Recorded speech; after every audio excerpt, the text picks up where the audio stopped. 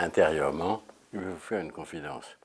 Je suis beaucoup plus jeune à 74 ans que je ne l'étais à 4 ans. Et c'est pas ce qu'on appelle prétentieusement une idiosyncrasie, une caractéristique personnelle. Hein. C'est universel, c'est à votre disposition, c'est une potentialité de l'esprit humain, point à la ligne.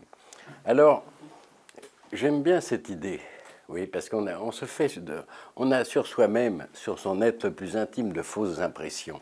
Et on se plante, on a l'impression, je vieillis intérieurement.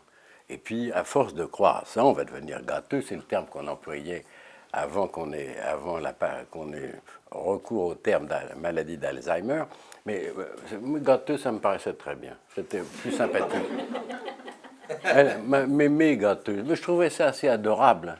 Ça attire la compassion. Maintenant qu'on a connu ce nom très prétentieux, maladie d'Alzheimer, ça n'a pas sûrement en tout cas le même effet. Alors, l'erreur universelle, c'est que intérieurement, nous venons de naître. Nous n'avons pas une ride, nous n'aurons jamais une ride intérieurement. Et honnêtement, qu'est-ce que nous serions moins notre être intérieur? Rien. Ce type-là n'existerait pas. Ce type-là n'existerait pas. Donc ce qui est important, c'est notre être intérieur, notre essence spirituelle. Et que nous connaissons très bien. Chacun sait ce que ça veut dire, mon moi intérieur. L'intérieur de moi-même.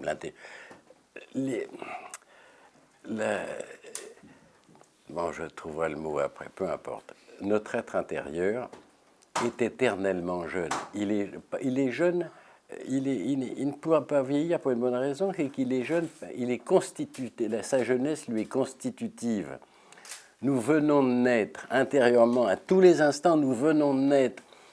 Et en fait, nous sommes encore couverts de rosée, de la rosée du commencement. Et si un jour, on regarde le monde, on l'atteint directement par le faux monde en carton-pâte, le faux monde de pacotille que l'on considère habituellement, si un jour, tout d'un coup, ce faux monde s'effondre comme un pan d'écorce, qu'est-ce qu'on va voir? On va voir le monde du commencement, et lui aussi, il est là, c'est le monde du commencement.